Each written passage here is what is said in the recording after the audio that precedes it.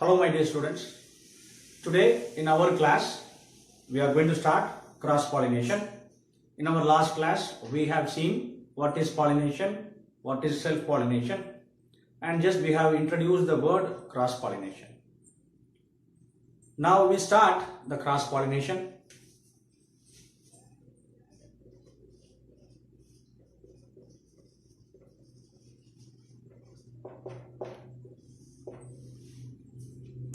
First, we should understand what is cross-pollination and why this cross-pollination is necessary in some flowers. When the self-pollination failed in such a category, the plant flowers requires the cross-pollination. The cross-pollination அயல் மகரந்த சேர்க்கை அதனுடைய தேவை என்ன அப்படின்னா எப்போ தன்மகரந்த சேர்க்கை நடக்கவே முடியாது அப்படின்னு ஒரு மலர்ல நாம கருதுறோமோ அப்போ இந்த அயல் மகரந்த சேர்க்கை அப்படிங்கிறது முக்கியத்துவமா கருதப்படுது. ஸோ இந்த அயல் மகரந்த சேர்க்கைக்கு நாம ஒரு வரையறை கொடுக்கணும். We have to give a definition for this cross pollination. It is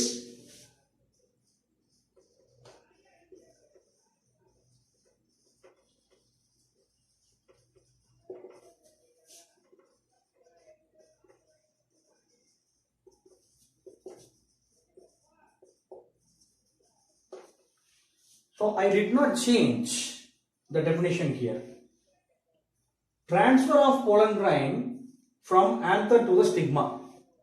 So you can write the plural.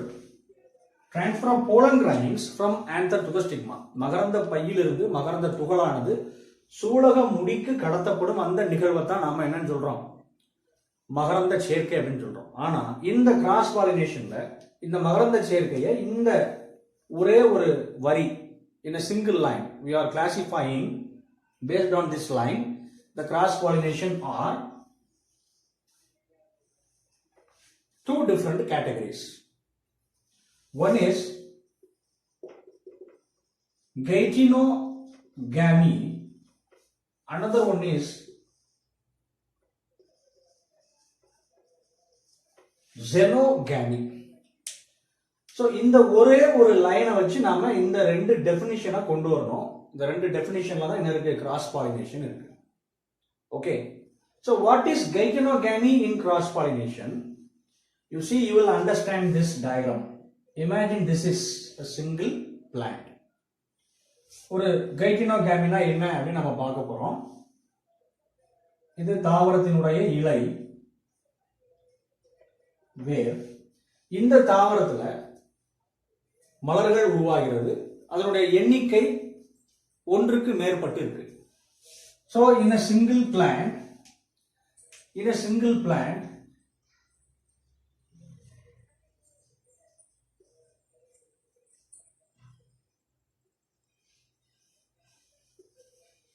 more than one flower in a single plant, then there is a transfer of pollen grain from anther to the stigma, from one flower to another flower. So இங்க இந்த ஃப்ளவர்ல இருந்து pollen grains மகரந்த துகளானது மகரந்த பையில இருந்து இந்த மலர்ல இந்த ஃப்ளவரோட gynoecium பிஸ்டிலோட stigma ரீஜன்ல போய் விழுந்தா அத geitonogamy அப்படின்னு சொல்றோம். But functionally it is a cross pollination. செயலின் அடிப்படையில் நாம இதை என்ன சொல்றோம், அயல் மகரந்த சேர்க்கைன்னு சொல்றோம். ஆக்சுவலா இதுவும் ஆட்டோகாமி, தன் மகரந்த சேர்க்கையில கொண்டு வரலாம். புரியுதா? ஆனா இது என்ன சொல்றோம், xenogamy அப்படிங்கிறது என்ன, இந்த வகை கிடையாது. இப்போ இரண்டு தாவரங்கள் இருக்கு. மரபணுக்களின் அடிப்படையில் இந்த இரண்டு தாவரங்களும் வேறுபட்ட தாவரங்கள், ஆனா ஒரே சிற்றினம். Based on the genetic information, the plants are different in nature, but they are a same species. இதுல என்ன இருக்கு அப்படின்னா flowers இருக்கு.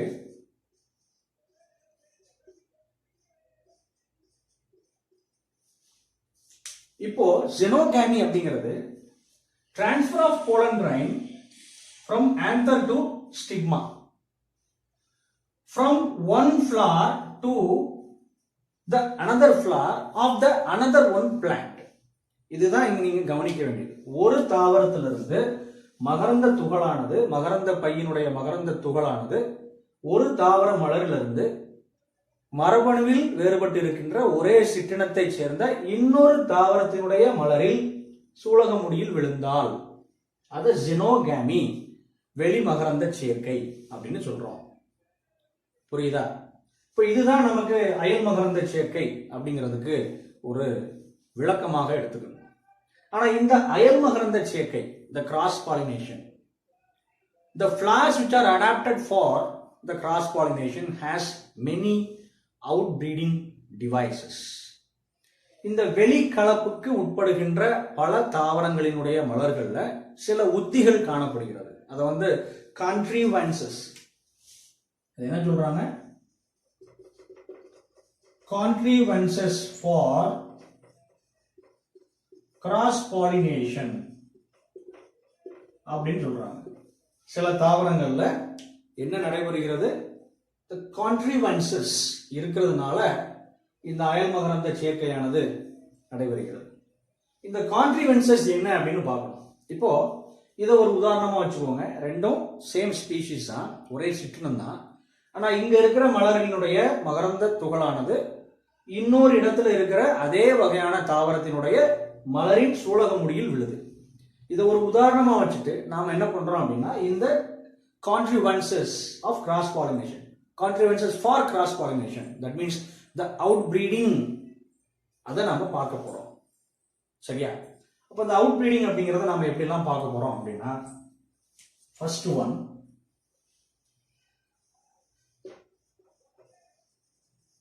unisexuality or unisexual flowers. இத இன்னொரு நேம்லையும் சொல்றாங்க, டைக்ளைனிங். சரியா? ஒரு பால் தன்மை கொண்ட மலர்கள். இந்த ஒரு பால் தன்மை கொண்ட மலர்களை நாம ரெண்டா டிவைட் பண்றோம்.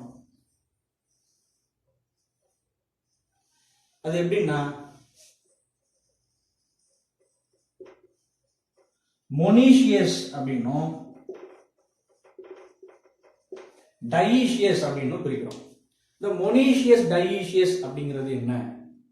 இந்த மொனீஷியஸ் டைஈஷியஸ்னா என்னன்னா, மொனீஷியஸ் அப்படிங்கிறது ஆண் பெண் மலர்கள் ஒரே தாவரத்தில் தனித்து காணப்படுது. ஆனா டைஈஷியஸ் அப்படிங்கிறது ஆண் மலரானது ஆண் தாவரத்திலும் பெண் மலரானது பெண் தாவரத்திலும் காணப்படும். சோ மொனீஷியஸ்னா என்ன அர்த்தம்? male and female flowers are separated in a plant. But dioecious அப்படிங்கிறது என்ன? male flower in male plant and female flower in female plant. இதுதான் dioecious, monoecious அப்படிங்கிறது. இந்த monoecious-க்கு நமக்கு நிறைய எக்ஸாம்பிள்ஸ் இருக்கு. சரியா? First example, coconut, bitter gourd, castor. Okay, so இதெல்லாம் இந்த monoecious-க்கு எக்ஸாம்பிள். அப்போ இந்த தாவரங்கள் எல்லாம் என்ன இருக்கு? ஆண் மலரும் பெண் மலரும் தனித்தனியாக ஒரே தாவரத்தில் காணப்படுகிறது. இப்படி இருக்கிற சூழ்நிலையில தன்மகரந்த சேர்க்கை அப்படிங்கிறது நடக்குமா? கண்டிப்பா நடக்காது. ஆனா இந்த கைட்டினோகாமி அப்படிங்கிறது நடக்குமா? கைட்டினோகாமில நம்ம என்ன பார்த்திருக்கோம்? ஒரு மலரின், ஒரே தாவரத்துல ஒரு மலரினுடைய மகரந்த துகளானது இன்னொரு மலரினுடைய சூலக முடியில் விழுகிறது. Transfer of pollen grain from anther to the stigma, from one flower of a plant to the another flower of the same plant. அது இங்க நடக்க வாய்ப்பு இருக்கு. இப்போ இங்க வாங்க, dioecious அப்படின்னு பார்க்கிறோம். Male flower in the male plant, female flower in the female plant. அப்போ தனித்தனியாக separate flower. This is male flower and this is female flower. அப்போ ஏதாவது ஒரு உயிரினத்தினுடைய ஒரு உதவி இல்லாம ஆண் மலரிலிருந்து மகரந்த துகளானது பெண் மலரினுடைய சூலக முடிக்கு கடத்தப்பட முடியாது. சரியா? This is very important. Monoecious and dioecious. ஆனா இந்த contrivances for cross pollination is not completed up to the unisexual flowers. What about the bisexual flowers? Second one is bisexual flower. அதாவது இருபால் தன்மை கொண்ட மலர்கள் அப்படின்னு அர்த்தம். சார், இருபால் தன்மை கொண்ட மலர்கள்னா தன்மகரந்த சேர்க்கை நடக்கணுமே, ஆனா நடக்கல. There is a 100% of chance for the self pollination in the bisexual flower, but the floral the sexual reproductive organs of this bisexual flowers are arranged in such a manner. So bisexual flower நாம ஏன் இந்த cross பாலினேஷன்ல எடுத்துக்கிறோம்னா அந்த மலரினுடைய அமைப்பு அவ்வாறு காணப்படுகிறது. இதுக்கு நாம உதாரணம் பார்க்கலாம். ஏன் சார் இப்படி நமக்கு இருக்கு? சரியா? ஃபர்ஸ்ட் என்ன அப்படின்னா, it explains about maturation. அப்ப மெச்சுரேஷன்ங்கிறது எதை மீன் பண்ணுது? இந்த மெச்சுரேஷன் அப்படிங்கிறது எதை மீன் பண்ணுதுன்னா, ரொம்ப முக்கியமா தெரிஞ்சுக்கணும். நம்ம ஏற்கனவே இதை பார்த்துட்டோம். சரியா? டைகோகாமி.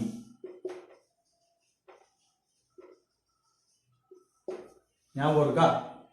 இந்த சுய கலப்பு தன்மகரந்த சேர்க்கையில இன்கம்ப்ளீட் டைகோகாமி அப்படின்னு பார்த்தோம்.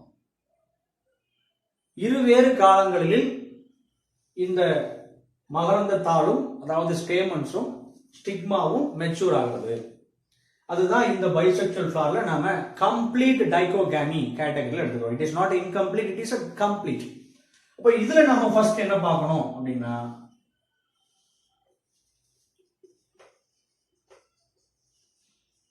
புரோட்டாண்ட்ரி, ரெண்டாவது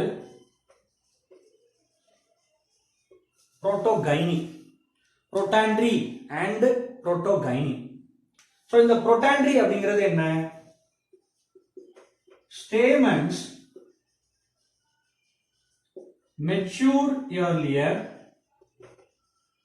than stigma.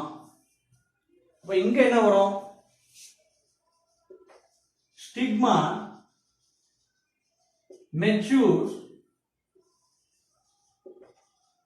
earlier than stamen. இப்படி ரெண்டு விதத்துல இந்த டைகோகாமி அப்படிங்கறத நாம தெரிஞ்சுக்கணும். புரிஞ்சுதா? So dichogamy, it is a complete form. In one flower, the stamens mature earlier than the stigma. In another one kind of flower, that means in a plant, the stigma matures earlier than the stamen. ஒரு தாவரத்தினுடைய மலர்ல மகரந்த தாளானது சூலக முடிக்கு முன்னாக முதிர்ச்சி அடைகிறது. இன்னொரு தாவரத்துல சூலக முடி மகரந்த தாளுக்கு முன்பதாக முதிர்ச்சி அடைகிறது. இதை என்னன்னு சொல்றாங்க? ஆண் முன் முதிர்ச்சி, இத பெண் முன் முதிர்ச்சி. அப்போ இங்க என்ன வரும்?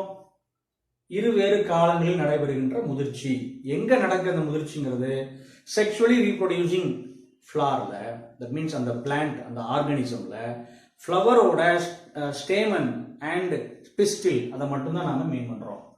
சரியா?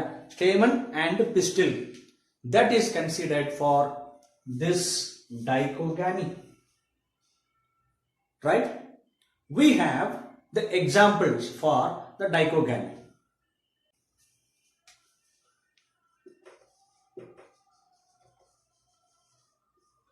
Helianthus, Suryagandhi, Helianthus for protandry. For the protogyny, Scrofularia and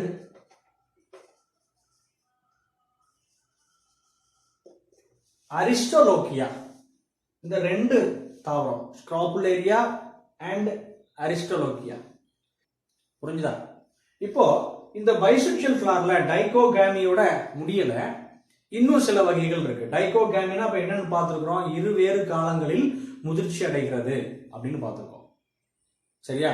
அப்போ ஒரே காலத்துல முதிர்ச்சி அடைஞ்சா அதுல நமக்கு என்ன நடக்கும்? செல்ஃப் பாலினேஷன் அப்படிங்கிறது கண்டிப்பாக நடக்கும். It is certain to the bisexual flowers. Self pollination is certain, கண்டிப்பாக நடைபெறும். ஆனா ஏன் இங்க நடக்கல? ஆண் முன் முதிர்ச்சி பெண் முன் முதிர்ச்சி அப்படிங்கிற தலைப்பிலேயே நமக்கு அது புரிஞ்சிடும். சரியா? இப்போ இதை தொடர்ந்து continuation of this dichogamy we have two more titles. Bisexualityல நாம அடுத்து பார்க்க போறது hercogamy.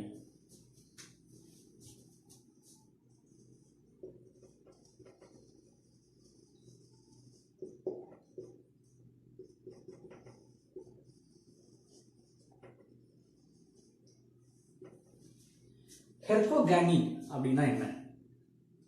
எக்ஸாம்பிள் வந்து நமக்கு ரெண்டு பிளான்ட்டை பத்தி சொல்லியிருக்காங்க. ஒன்று குளோரியோசா, இன்னொன்று ஹைபிஸ்கஸ். இந்த ரெண்டு பிளான்ட்லையும் எந்த வகையான இன்றியமையாத உறுப்புகளினுடைய அமைப்பு இருக்கு அப்படின்னு பார்க்க போறோம். ஸோ இப்போ குளோரியோசா சூப்பர்பா இதை உதாரணமாக எடுத்துக்கிட்டோம்னா இது வந்து பூத்தளம், தலாமஸ் ரீஜன். இதுல நமக்கு மகரந்த தாழ்வட்டம் வருகிறது. சூலக வட்டமும் மகரந்த தாழ்வட்டமும்.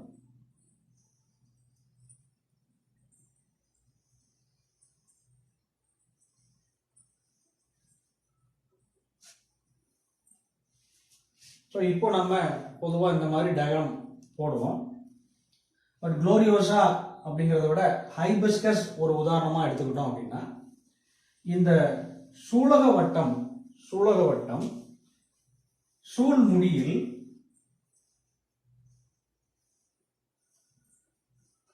இப்படி டிவிஷன்ஸ் இருக்கும். சூழ் முடிக்கு கீழே இப்படி மகரந்தத்தினுடைய அமைப்பு இருக்கும். இப்ப பாருங்க, மகரந்தத்தால் ஒரு திசையிலும் இந்த சூலகமுடி மற்றொரு திசையிலும் இருக்கிறது. See, the hibiscus, if you are taking as an example for the hercogamy, the important essential organs in the bisexual flower, androecium, that is stamen, and stigma, மகரந்தத்தால் மற்றும் சூலகமுடி வேறு வேறு திசையில எதிர் திசையில இருக்கு. இது ஒரு திசையிலையும் இது இன்னொரு திசையிலையும் இருக்கு. இப்போ குளோரியோசா அது ஒரு உதாரணமா எடுத்துக்கிட்டீங்கன்னா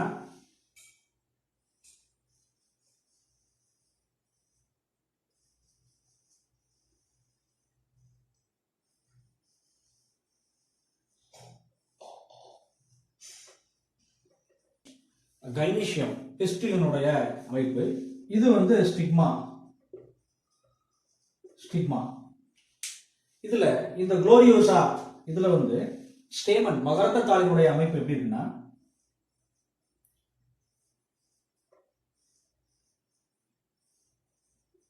இதற்கு நேர் எதிர் திசையில இருக்கு. This is stamen in gloriosa. So the essential organs of the bisexual flower, if it is present in opposite direction in such a manner in which only the cross pollination will occur. அதாவது ஒரே சம அளவில் இல்லாத மகரந்தத்தாள் மற்றும் சூலகமுடியில் ஒரு மலரினுடைய மகரந்தத்தாள் மற்றும் சூலகமுடியில் ஒரே அளவில் இல்லாத பொழுது கண்டிப்பாக இந்த அயல் மகரந்த சேர்க்கை அப்படிங்கிறது தான் நடக்கும். அப்போ எது முக்கியம் அப்படின்னு கேட்டீங்கன்னா மகரந்தத்தாளும் சூலகமுடியும் ஒரே அளவில் இருக்க வேண்டும், உயரத்தில் இருக்க வேண்டும், அப்பதான் நடக்கும். இப்போ இதுக்கு ரெண்டு உதாரணம் பார்த்துருக்கோம். ஹெர்கோகானி இதை வந்து பால் உறுப்புகள் தனிமைப்படுத்தல் அப்படிங்கிற பெயர்ல இதை விளக்கம் கொடுத்துருக்காங்க. இன்னும் நமக்கு இந்த கிராஸ் பாலினேஷனுடைய பைசெக்சுவாலிட்டி டைட்டில் முடியல. முதல்ல பைசெக்சுவாலிட்டியில என்ன பார்த்தோம் அப்படின்னா டைகோகாமி அப்படிங்கிறது பார்த்தோம். இப்போ ஹெர்கோகாமி பார்த்திருக்கோம். அடுத்து நம்ம பார்க்க போறது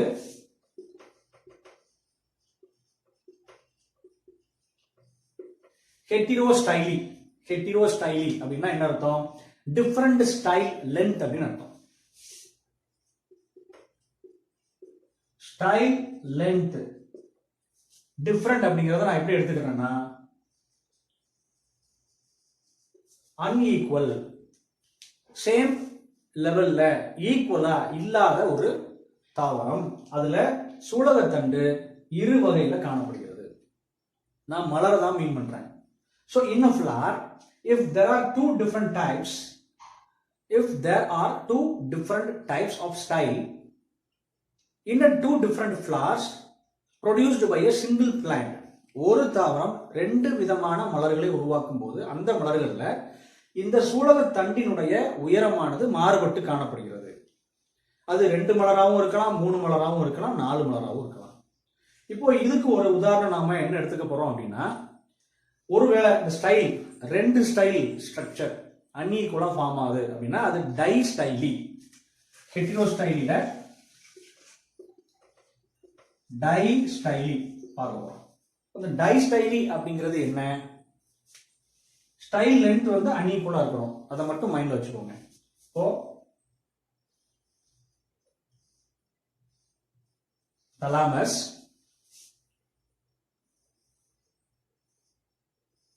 ரெண்டு ஃப்ளவர் ஃபார்ம் ஆகுது ஒரே பிளான்ட்ல.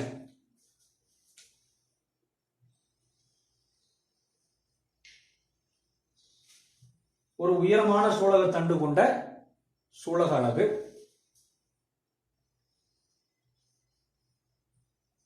குட்டையான சூலக தண்டு கொண்ட ஒரு சூலக அலகு.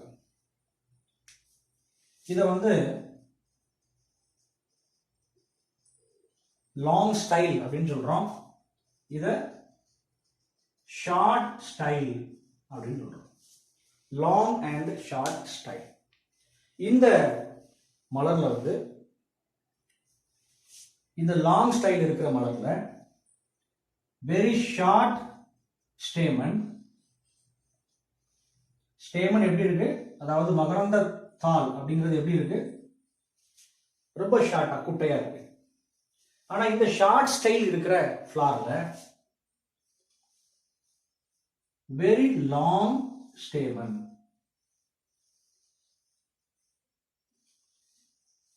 Very long stamen. So when there is a very long stamen, the pollen grains are large. When there is a small stamen, the pollen grains are small in size.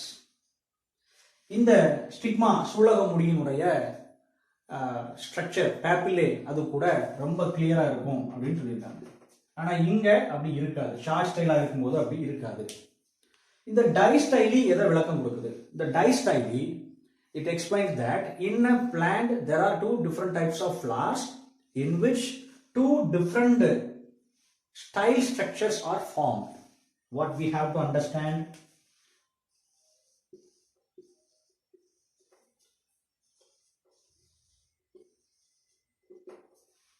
So in the plantல நாம தெரிஞ்சுக்க வேண்டியது என்னன்னு பாருங்க. பிகினிங்லே பார்த்தோம், இந்த ஹெர்கோகாமி அதிலே பார்த்தோம். ஒரே அளவில் சம அளவில் அந்த இனப்பெருக்க உறுப்புகள் இருந்தால் மட்டும்தான் இன்றியமையாத male and female reproductive part called stamen and stigma ஒரே அளவில் இருந்தால் மட்டும்தான் பாலினேஷன்ங்கிறது நடக்கும், மகரந்த சேர்க்கை நடக்கும். இப்போ மகரந்த சேர்க்கைங்கிறது என்ன? Transfer of pollen grain from the anther to the stigma. இங்க உயரமான என்ன இருக்கு? உயரமான ஸ்டேமன் ஸ்ட்ரக்சர் இருக்கு. இங்க இருந்து போலன் கிரைன்ஸ் டிரான்ஸ்ஃபர் ஆகுது. எங்க டிரான்ஸ்ஃபர் ஆகுது? இந்த லாங் ஸ்டைல் அந்த ஸ்டிக்மாட்டிக் பேப்பிலே இஸ் வெரி பிராட், அங்க டிரான்ஸ்ஃபர் ஆகுது.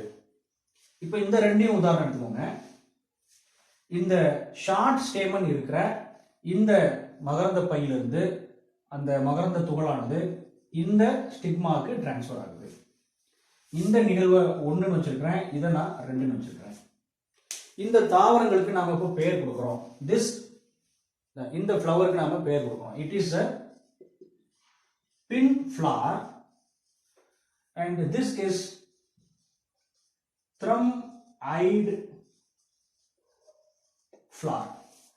So pollination is very successful when these two different flowers are morphologically different. தோற்றத்தின் அடிப்படையில் இந்த ரெண்டு மலர்களும் ஒரே தாவரத்தில் வேறுபட்ட அமைப்பில் இருந்தாலும் மகரந்த சேர்க்கையானது ரொம்ப சக்சஸ்ஃபுல்லா நடக்குது. எப்படி பார்க்குறோம்? ஒரே அளவில் மகரந்தத்தாலும் சூலக முடியும் இருந்தால் கண்டிப்பாக அயல் மகரந்த சேர்க்கை நடைபெறும். இருந்தாலும் இது பைசெக்சுவல் இருபால் தன்மை கொண்ட மலர்கள். அங்க என்ன நடக்கல? செல்ஃப் பாலினேஷன் நடக்கல. அதற்கு காரணம் என்ன? length of the style. சூலகத்தண்டினுடைய உயரம் தான் மிக முக்கியமான காரணம். இப்போ இது உங்களுக்கு புரிஞ்சிருக்கும்னு நினைக்கிறேன். இந்த உயரம் வித்தியாசம் இருக்கிறதுனால தான் நாம என்னன்னு சொல்றோம், டைஸ்டைலி அப்படின்னு சொல்றோம். புரிஞ்சுதா? இதுவே நாம வந்து ட்ரை ஸ்டைலி, இப்படி ஒரு உதாரணம் பாருங்க. ட்ரை ஸ்டைலி. இப்ப ட்ரை ஸ்டைலி அப்படிங்கறது எதை மீன் பண்ணுதுன்னா, ஸ்டைல் சூலகத்தண்டினுடைய உயரத்துல 3 விதமான வித்தியாசம் இருக்கு. அதுதான் ட்ரை ஸ்டைலி. இது மிக நீண்ட சூலகத்தண்டு, இது குட்டையான சூலகத்தண்டு. இந்த ரெண்டுக்கு இடையில நாம என்ன எழுதலாம், இயல்பான சூலகத்தண்டு கொண்ட ஒரு மலர்.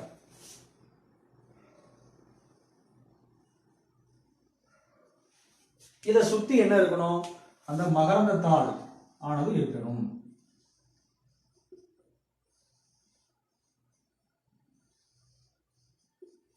மகரந்த தாளானது இருக்கணும். இப்போ நீங்க பாருங்க, ஒரு தாவரத்திலிருந்து ஒரு மலரிலிருந்து 2 மலர்களுக்கு என்ன நடக்கும், மகரந்த சேர்க்கையானது நடக்கும். ஜஸ்ட் இமேஜின், இப்போ முதல்ல short style and long style பார்த்தோம். இதுக்கு பேர் என்ன கொடுத்துருக்கிறோம், நார்மல் ஸ்டைல். Normal style. இப்போ ஏற்கனவே ஷார்ட் ஸ்டைல இருந்து லாங் ஸ்டைலுக்கு பாலினேஷன் நடந்திருக்கு. இப்போ இந்த ஸ்டேமன்ல இருந்து இந்த மகரந்த தாள், மகரந்த பையில இருந்து போலன் கிரைன் டிரான்ஸ்பர் ஆகும். இது 3வது பை. அப்படிதானே?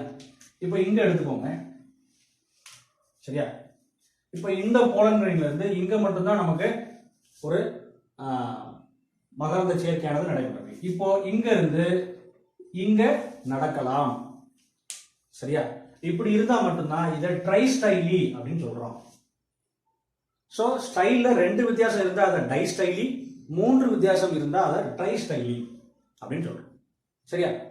So don't forget, when there is a difference in the length of the style, we are studying that heterostyly title, under which a plant may produce 2 flowers or 3 flowers because of the differences in the length of the style. In the case of distyly, we are studying about the pin flower and the thumb-eyed flower. In the pin flower, very long style with the stigmatic papillae, well-grown stigmatic papillae, but very short stamen with the small-sized pollen grains.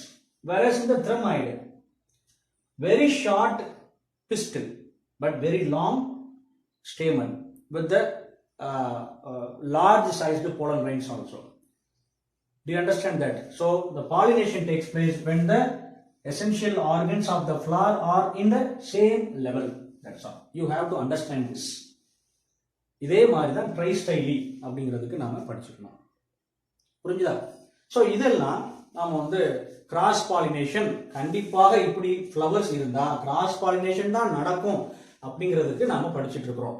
These are all the contrivances of the flowers for the cross pollination to occur. In other words, contrivances for the cross pollination are maintained by the bisexual flowers and also the unisexual flowers. In such a condition, the cross pollination would occur. So in distyly it could be 2 different types of flowers. In a tristyly it could be 3 different types of flowers in a single plant.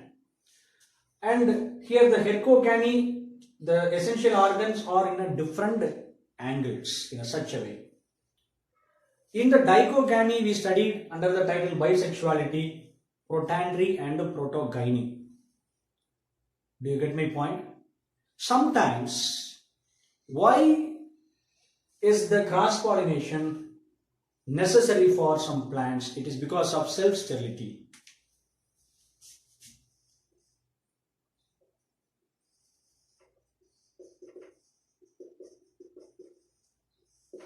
This self-sterility, it is also called self-incompatibility. Because of the genetic problem,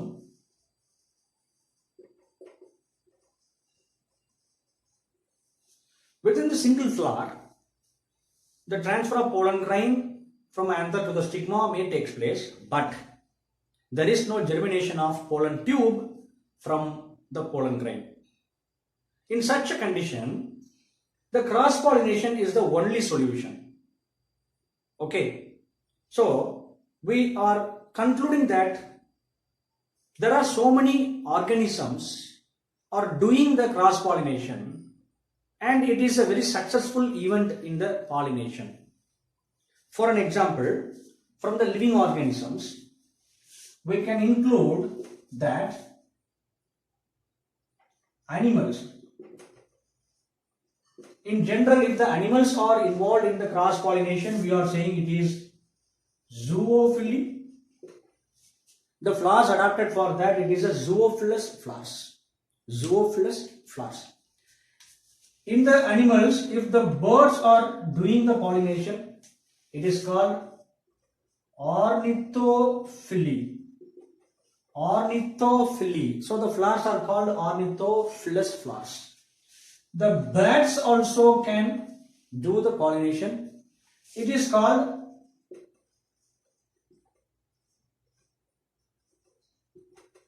chiropterophily. Okay, chiropterophily. Sometimes snails also doing that. Malacophily.